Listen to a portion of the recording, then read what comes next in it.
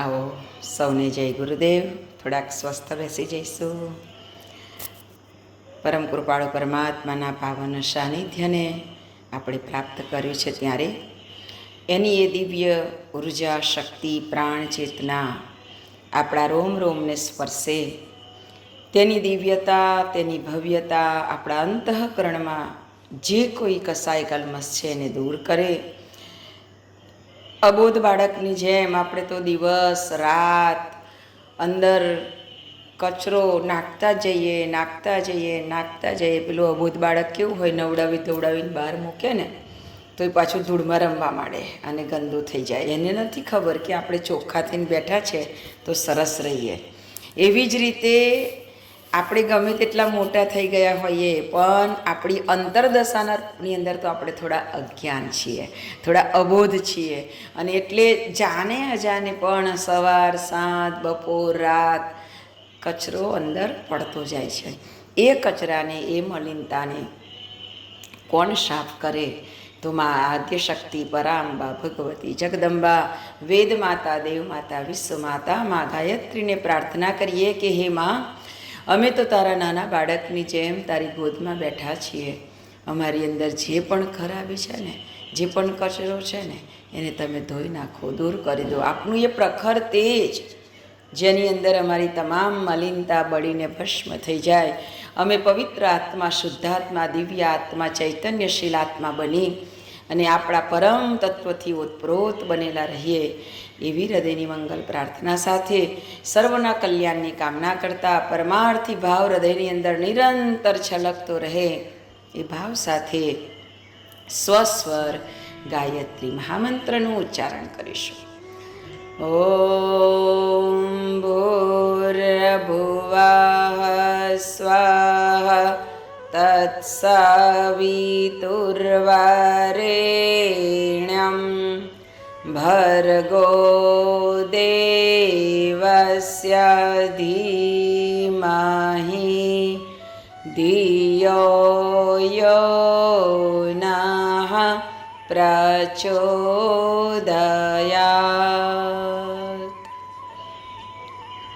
અજ્ઞાનતિમિરાન્ધસ્ય જ્ઞાનાંજનશલાકયા ચક્ષુરુન્મીલિतं યેન તસ્मै શ્રી ગુરવે નમઃ.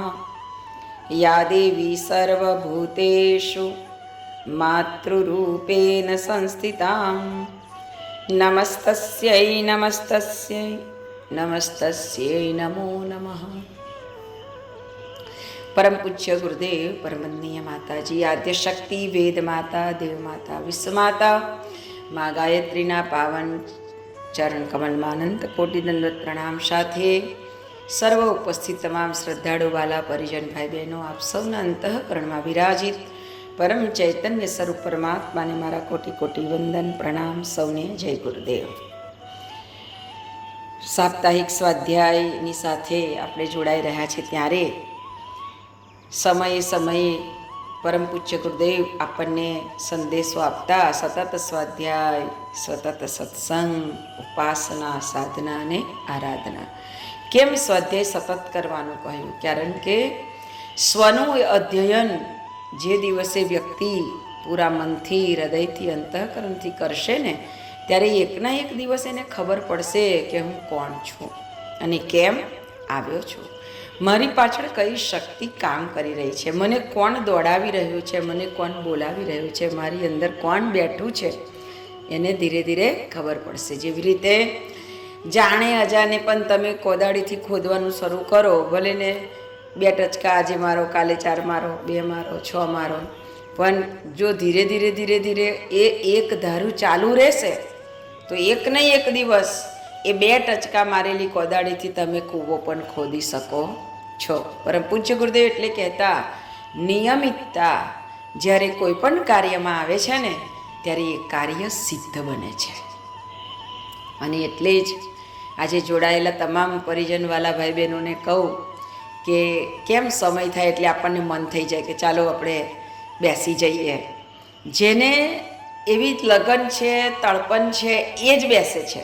બાકી આપણા ગ્રુપમાં તો કેટલા બધા સભ્ય છે બધાને મેસેજ મળે છે કે સ્વાધ્યાય છે, પણ બધા એને જોયો ના જોયો કરી મૂકે, એને ડિલીટ કરી દે કે હવે આપણું કામ નથી, કોણ કલાક બેસી રહે.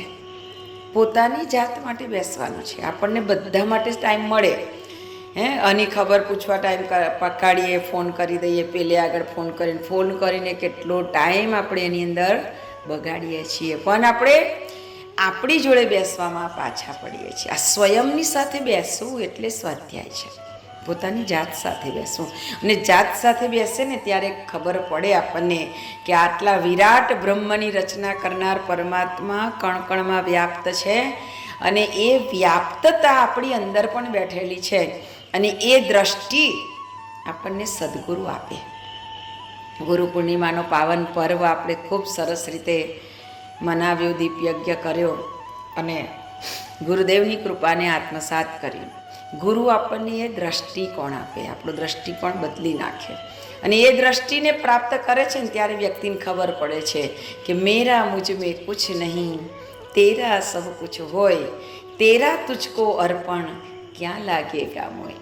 ત્યારે એને અંદરથી એ સત્ય સમજાઈ જાય છે, અને સત્ય સમજાઈ ગયા પછી જરાક કશું સારું થાય એટલે કેવું અહંકાર આવી જાય, અભિમાન આવી જાય, તો એને તરત દેખાઈ જાય. આ ઊભો થયો એટલે તરત એને બેસાડી દે, બેસ, આ તારું નથી, તારા લીધે નથી. પદ, પ્રતિષ્ઠા, પ્રતિભા જરાક એમ નિખરેલી લાગે એટલે વ્યક્તિની અંદર મદ આવી જાય, મોહ આવી જાય, અભિમાન આવી જાય. તો એમાંથી રક્ષણ કરવાનું સતત અંદર બેઠેલો આપણને જાગૃત કરી દે. અને એટલે જ પરમ પૂજ્ય ગુરુદેવ બહુ સરસ વાત કરતા કે જ્યારે ગામની અંદર, બહુ મોટા નગરની અંદર એક વૈદ્યજી રહેતા. એ વૈદ્યજી એટલી સરસ દવા કરે કે એ દવા આપે ને એને બધું સારું થઈ જાય. હવે વૈદ્યજી તો જતા રહ્યા, પણ લોકો તો આવે જ. વૈદ્યજીનો એક દીકરો, હવે દીકરાએ ધ્યાન આપ્યું નહીં. બાપાએ બહુ કીધું, બેટા તું થોડુંક શીખ, પણ શીખ્યો નહીં. અને હવે એને એમ થવા લાગ્યું કે સાલું મારા પિતાજી કહેતા હતા પણ મેં કાંઈ કર્યું જ નહીં, અને કર્યું નહીં ને હવે મારે પસ્તાવું પડે છે. કેટલા બધા લોકો દુઃખી આવે છે, હું થોડુંક શીખ્યો હોત તોય આ બધાને સારું કરી શકત. પણ એને વિચાર કર્યો કે ના, મારા બાપુ મને પૂડીઓ વારવા બેસાડતા હતા ને પડીકી વારવા, અને એ જોતો હતો કે કેવી રીતે પડીકી આપે, કઈ વસ્તુની પડીકી વાળે. મોટે ભાગે જે પ્રાથમિક ઉપચાર કહેવાય, એને નક્કી કર્યું કે હું એ તો શોધી જ કાઢું.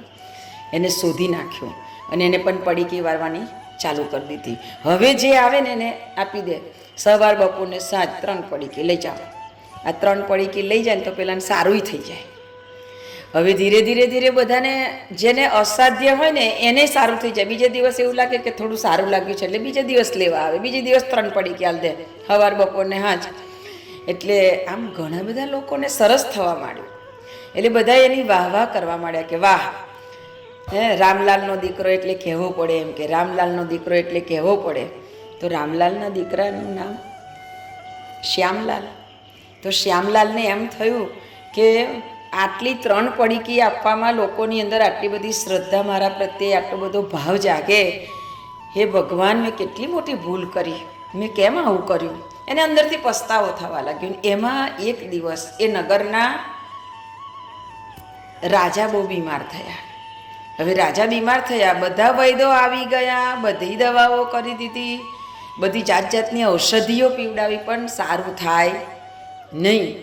હવે કોકે કીધું કે ભાઈ પેલા રામલાલનો છોકરો છે ને શ્યામલાલ, એને તમે પૂછી આવો, એની પડીકીથી ગામના નગરમાં બધાને બહુ સારું થાય છે.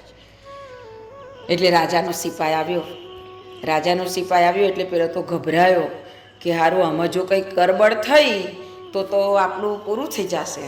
પણ એણે તો ભગવાનનું નામ લઈ અને 3 પડીકી આપી. લો સાહેબ, રાજા મહારાજને 3 પડીકી પીવડાવી દેજો, સવાર બપોરને સાંજ.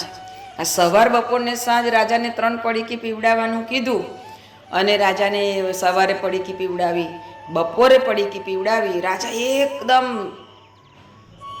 એકદમ એ થઈ ગયેલા હતા, પથારીમાં. પણ રાજાને 2 પડીકી પીધી ને એટલે આમ જરા પેટમાં બધું હલનચલન થવા માંડ્યું. અને સાંજે તો રાજા બેઠા થયા, બાથરૂમ ગયા, ટોયલેટ ગયા, પેટ ખાલી થયું અને સાંજની 3જી પડીકી પીધી એટલે આખી રાત સરસ ઊંઘ આવી. અને સવારે ઉઠીને પાછા બાથરૂમ ટોયલેટ જઈ આવ્યા અને પછી કે મને ભૂખ લાગી છે. જે 1-2 મહિનાથી ખાધું નહોતું એ રાજા કે મને ભૂખ લાગી છે. હવે રાજાને સરસ ખવડાવવામાં આવ્યું. પાછી 3 પડીકીઓ ચાલુ રાખી. ઓહો, રાજાનું તો ધીરે ધીરે શરીર સરસ થવા લાગ્યું.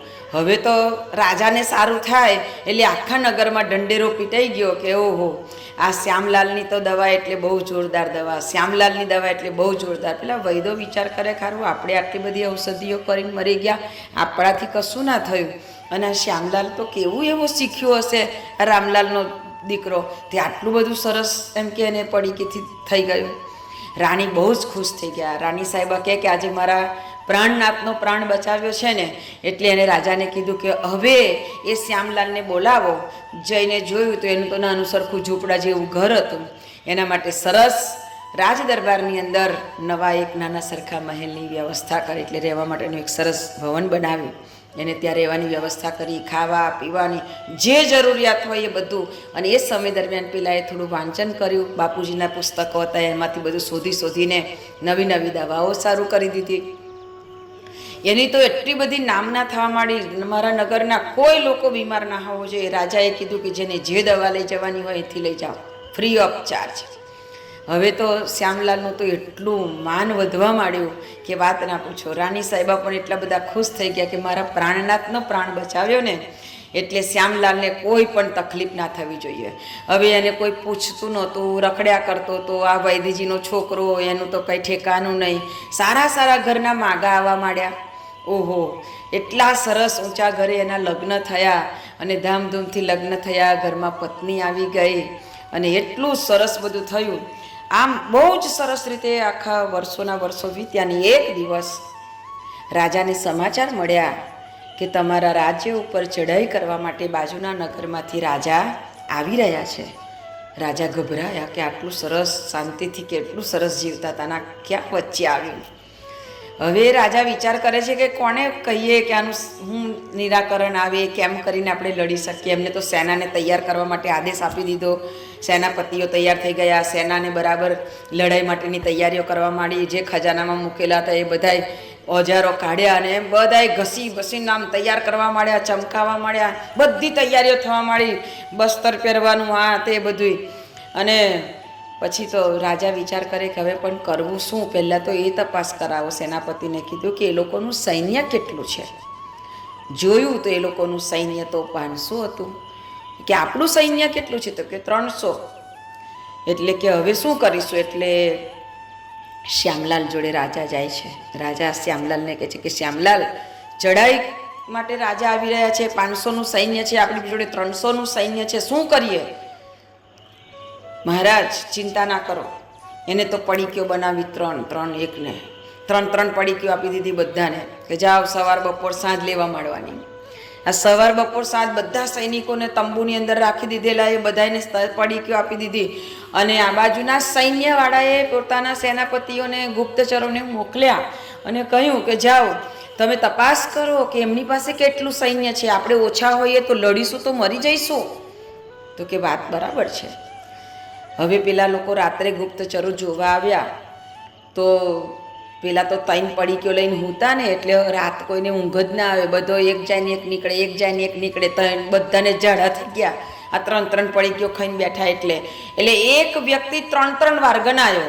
એટલે પેલા ગુપ્તચરે તો જઈને કીધું કે મહારાજ એ લોકો પાસે તો 900,000 માણસો છે, આપણે 500 માણસો આપણે લડી જ ના શકીએ. રાજાએ હુકમ કરી દીધો સૈન્ય પાછું વાળી દો. એમ કે આ સૈન્ય પાછું વાળી દીધું અને સવાર પડતા તો સૈન્ય પાછું વળી ગયું. એટલે મહારાજને સમાચાર સેનાપતિએ આપ્યા, ગુપ્તચરે આપ્યા કે મહારાજ જે લડવા આવેલું સૈન્ય હતું ને તો પાછું વળી ગયું. હે? તો કે હા. શું કારણ? તો કે એ તો ખબર નથી પણ પાછું વળી ગયું. એટલે મહારાજ તો એટલા બધા ખુશ થઈ ગયા અને કે આ બધો પ્રતાપ આ શ્યામલાલનો છે. એમ કે એને જે 3 પડીકી આપીને એનો કમાલ તો તમે જુઓ કે 3 પડીકીનો કમાલ કેવો. ત્યારે પણ આમાં શ્યામલાલ પણ છાનો માનો જઈને જોતો હતો કે આ તૈન પડી કયો કરે છે શું. હા, અને પછી શ્યામલાલને ખબર પડી કે આ તો ત્રણ પડીકીનો જે કમાલ છે ને તે આ છે. એક વ્યક્તિ 3 વાર જઈ આવીને 3 વખત ગણાઈ ગયો, એટલે આપણું 300નું સૈન્ય 900 વખત થઈ ગયું. રાજા મહારાજ તો એટલા ખુશ થયા, શ્યામલાલને એટલું બધું આમ માનપાન આપ્યું ને એનું બહુ મોટો સમારંભ કર્યો કે શ્યામલાલ, આ તમારી પડીકીના ચમત્કારને લીધે અમે બધા બચી ગયા, આખું આપણું નગર બચી ગયું, આટલી મોટી આપણી પ્રજા બચી ગઈ. એટલે શ્યામલાલને આવું મોટું ભવ્ય સમારોહ રાખ્યો ને, એટલે શ્યામલાલને કીધું કે તમે પણ કંઈક બોલો ને. એટલે શ્યામલાલ તો આમ અંદરથી ધ્રુજવા લાગ્યા કે હવે શું બોલું. પણ હવે થોડીક હિંમત આવી હતી, રાજાની પાસે રહેતા હતા ને એટલે, અને બધું ધીરે ધીરે જેવા પાસે રહીએ ને એવી થોડી થોડી તો અસર આવે ને આવે જ. એટલે એને પોતાની હિંમત ભેગી કરી અને એને સભાગૃહની અંદર કહ્યું કે મને માફ કરજો, એમ કે મારા પિતા તો બહુ જ મોટા વૈદરાજ હતા અને એ વૈદરાજ હોવાના નાતે મને એમને બહુ જ આગ્રહ કરીને કહ્યું હતું કે બેટા શ્યામ તું કશું શીખ, બેટા શ્યામ તું કશું શીખ. હું કાંઈ ન શીખ્યો, હું ફરતો રહ્યો, બસ રખડતો રહ્યો. પણ જ્યારે મારા પૂજ્ય પિતાશ્રી આ સંસારમાંથી વિદાય થયા ને, ત્યારે મને ખબર પડી કે મારા ઘરે આટલા બધા લોકો હજી પણ દવા લેવા આવે છે ને મને આજીજી કરે છે કે તું કંઈક આપ, તારા હાથે સારું થશે. એટલે મેં નક્કી કર્યું કે હું પડીકી વાળવા જે બેસતો હતો ને એટલો સામાન મને ખબર હતી, એટલે એટલી પડીકી વારીને આપી. મહારાજ, તમને પણ મેં કોઈ સારી એવી મોટી ભારે દવા નહોતી આપી, પણ એ 3 જ પડીકીઓ આપી હતી. અને એ 3 પડીકી એટલે ત્રિફળા ચૂર્ણ, હરડે, બૈડા અને આમળા. આ 3 ચૂર્ણ, આ 3નું ચૂર્ણનું પડીકી ત્રિફલા ચૂર્ણ મેં તમને આપ્યું હતું. ત્રિફલા ચૂર્ણનો આટલો આ પ્રભાવ મને બીજું કશું જ આવડતું નથી, પરંતુ આ બધો જ યશ છે ને હું મારા રામલાલ, મારા પૂજ્ય પિતાશ્રીને આપું છું. મને આમાં કશી ખબર પડતી નથી. પરમ પૂજ્ય ગુરુદેવ પણ આપણને સમજાવે છે કે બેટા, જીવનના આટલા ઊંચા સોપાનો સર કર્યા છે ને, એ સોપાનો સર કર્યા છે એનું કારણ એ છે કે મારી પાછળ એક મહાન સમર્થ સત્તા કામ કરતી હતી. પરમ પૂજ્ય ગુરુદેવે પોતાની થાપણ, ગુરુદેવની થાપણ નામની પુસ્તિકામાં લખ્યું છે આ વસ્તુ. તો હું એમ કહું કે જો એક આટલી મોટી સમર્થ સત્તા એમ કહેતી હોય કે આ હું જે સિદ્ધિના શિખર સર કરી શક્યો છું તેની પાછળનું કારણ મારી પાછળ એક મારી પરમ સત્તા કામ કરતી હતી, મારા ગુરુદેવ કામ કરતા હતા, મારો બોસ કામ કરતો હતો. આ ગુરુજીના શબ્દો. તો હું એમ કહું કે આપણે કંઈક થોડુંક કરી દઈએ, એમાં તો આપણે કંઈ આસમાનમાં ઉડવા મળે, તો આપણને આ પ્રેરણા પ્રસંગ આપણને એમ કહે છે કે આપણું કશું જ છે નહીં, આપણને પણ જે કરાવી રહ્યો છે ને એ આપણી અંદર બેઠેલો આપણો સદગુરુ છે. આપણા ગુરુદેવ આપણને કંઈક કરાવી રહ્યા છે. તો ગુરુ ચેતના આપણી પાછળ આટલું જો કામ કરાવી શકતી હોય, એક સામાન્ય વ્યક્તિની અંદર એ આટલી બધી શક્તિ, ભાવ, પ્રેરણા પૂરી દેતી હોય, તો હું એમ કહું છું કે જો આપણે એને દિલથી યાદ કરીને, દિલથી સમર્પણ કરીને એના કાર્યમાં જોડાઈએ ને, તો મારો સમર્થ સદગુરુ આપણને ક્યાંથી ક્યાં સુધી પહોંચાડી દે. ક્યાંથી ક્યાં સુધી પહોંચાડવાનો મતલબ કે આપણી જીવનની યાત્રાને સરસ બનાવી દે, આપણી જીવનની યાત્રાને સુગમ બનાવી દે, આપણી જીવનની યાત્રામાં રસ ભરી દે. અને રસસભર જીવન હોય ને તો એ જીવન જીવ્યા કહેવાય.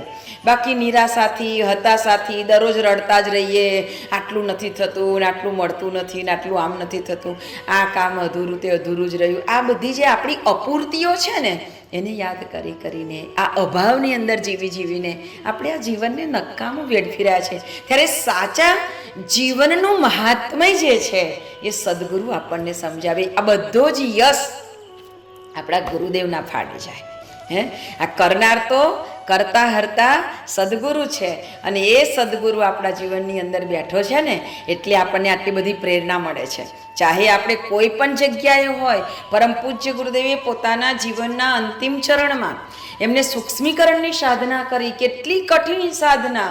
આ કઠિન સાધના કરીને પરમ પૂજ્ય ગુરુદેવે કહ્યું કે બેટા, અબ મેં આ સ્થूल शरीर का जो बंधन है ने वो तोड़ कर मैं विराट हो जाऊंगा, मैं व्याप्त हो जाऊंगा. એટલે કીધું છે કે અખંડ મંડલાકારમ વ્યાપ્ત્યમ યેન ચરાચરમ તદ પદમ દર્શિતમ યેન તસ્મૈ શ્રી ગુરવે નમઃ.